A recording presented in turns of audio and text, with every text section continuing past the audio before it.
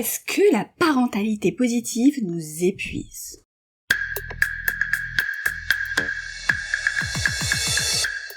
Bienvenue dans Daronnade de comptoir, le podcast participatif des darons et daronnes. Je suis Mounam Kinsi et je me pose plein de questions de parents.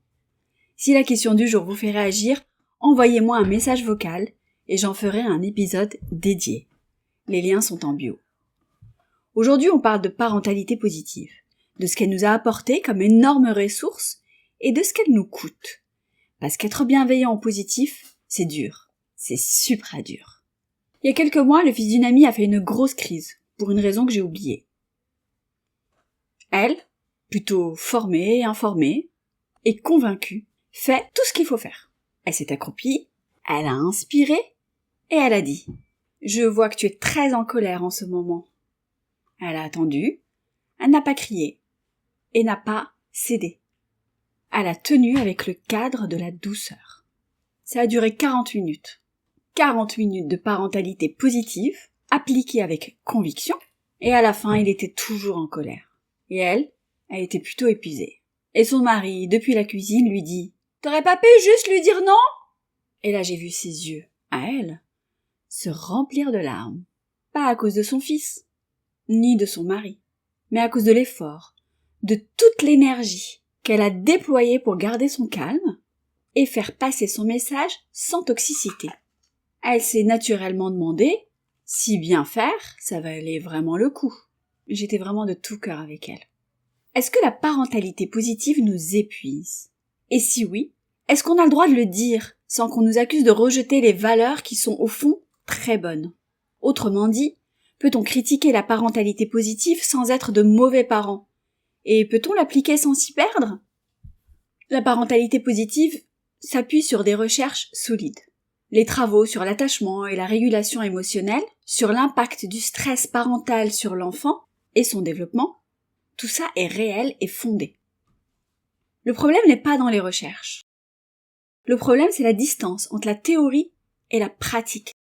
Et la réalité d'un mardi à 19h30 entre le bain et le dîner.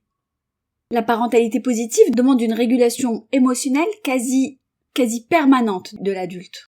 Elle demande d'identifier ses propres déclencheurs, de rester calme quand on est épuisé, de trouver les mots justes quand on n'a plus de mots du tout. Et cette charge-là, cognitive, émotionnelle et constante, elle a un coût.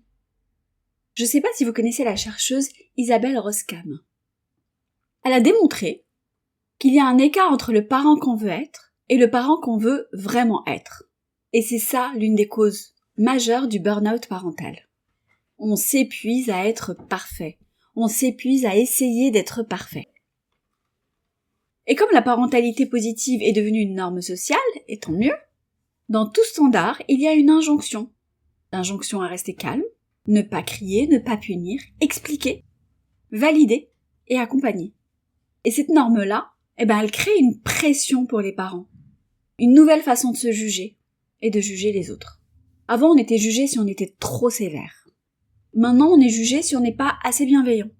Les deux jugements sont épuisants, enfin, tous les jugements sont épuisants. Mais le deuxième est plus pernicieux. Parce que il se déguise en progrès. Il y a quelque chose de très solitaire dans la parentalité positive, telle qu'elle est pratiquée aujourd'hui. Elle repose entièrement sur le parent, sur sa capacité à se réguler, à tenir, à ne pas flancher, sans village, sans relais, sans passe-moi l'enfant, je gère. On a individualisé une pratique qui, dans d'autres contextes, était collective. Et on s'étonne qu'on s'épuise. Ce que j'observe chez moi, c'est que j'ai deux vitesses. La vitesse parentalité positive.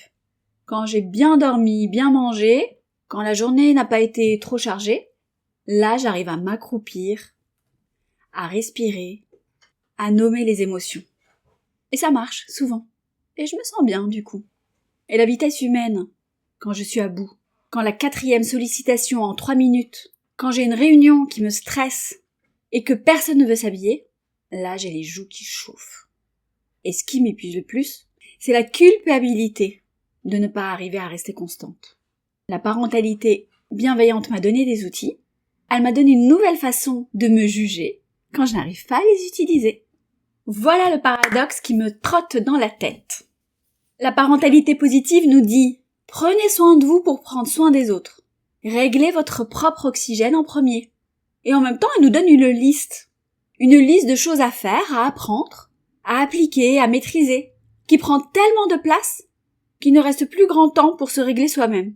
C'est un peu comme un régime alimentaire qui dit « Mangez équilibré, mais ne vous stressez pas trop avec la nourriture. » Et qui vous donne simultanément 67 règles à respecter. Le message et la méthode se contredisent. Et les enfants là-dedans, est-ce qu'ils ont besoin d'un parent parfaitement régulé? Ou d'un vrai parent? Moi j'ai envie de dire les deux. Je crois que la deuxième option du vrai parent épuisé qu'il se reprend quand il déconne, c'est quand même pas mal. Mais c'est moins photogénique. Bon, je veux être juste parce qu'il y a des choses que la parentalité positive a changé, en bien vraiment, D'ailleurs j'y adhère totalement. La parentalité positive a mis fin à des pratiques qui faisaient du mal, les fessées, la honte comme outil éducatif, le arrête de pleurer ou je te donne de vraies raisons de pleurer. Ces choses-là avaient des effets réels sur les enfants.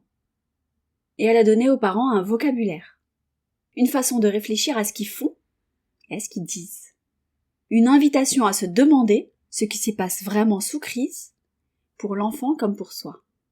Le problème, ce n'est pas tant la parentalité positive, mais plutôt ce qu'on en fait. Un idéal à atteindre, plutôt qu'une direction à suivre. Une performance, plutôt qu'une pratique imparfaite.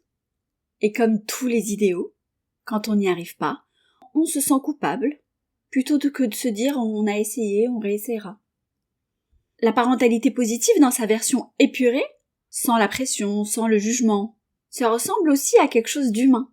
C'est la version Instagram qui déconne, Je repense à des moments vécus. Le temps calme imposé après un conflit, ce moment où l'enfant est censé aller dans sa chambre, non pas en punition, mais pour se réguler. Et l'enfant qui comprend très bien que c'est une punition avec un autre nom et qui le dit. Ou cette mère, une amie, qui m'a confié qu'elle passe plus de temps à se demander si elle réagit correctement qu'à être vraiment avec son enfant, qu'elle s'observe en permanence, qu'elle a l'impression d'être en stage d'évaluation continue. Ce n'est plus de la parentalité, c'est de la surveillance de soi, c'est inhumain. Et à l'inverse, je pense à une autre mère que j'admire, qui ne connaît pas le nom de la moitié des outils de la parentalité positive, qui crie parfois, qui s'excuse après, et qui rit beaucoup, et surtout elle est là. Ses enfants sont bien dans leur basket, pas parce qu'elle a tout fait juste, parce qu'ils savent qu'elle est vraie.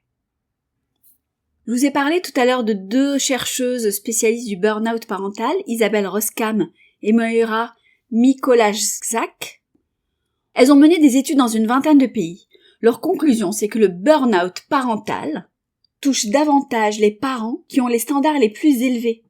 Pas les parents négligents, les parents les plus investis, les plus conscients et les plus informés. Plus on en sait sur la parentalité idéale, plus l'écart entre cet idéal et la réalité est énorme. Et c'est cet écart-là qui épuise. Une autre donnée qui m'a interpellée. Dans les pays où la parentalité positive est la plus diffusée et la plus normée, notamment dans certains pays scandinaves ou aux Pays-Bas par exemple, les taux de burn-out parental sont paradoxalement parmi les plus élevés. Pas les plus bas, les plus élevés. La pression de bien faire quand elle est collective et culturelle pèse encore plus lourd que quand elle est individuelle. Moi, voilà où j'en suis. Je crois à ce que la parentalité positive essaye de faire, vraiment. L'idée qu'on peut guider un enfant sans l'écraser, qu'on peut poser des limites sans humilier et qu'on peut être surtout présent sans être parfait. Mais j'ai arrêté d'essayer de l'appliquer comme un protocole. Parce que le protocole m'épuisait totalement. Ce que j'essaie de faire maintenant, avec des résultats très inégaux, je l'avoue, c'est de garder l'intention et de lâcher la méthode. L'intention, je suis là, je suis honnête, je répare quand je rate. Alors que la méthode, je fais ce que je peux avec ce que j'ai ce jour-là.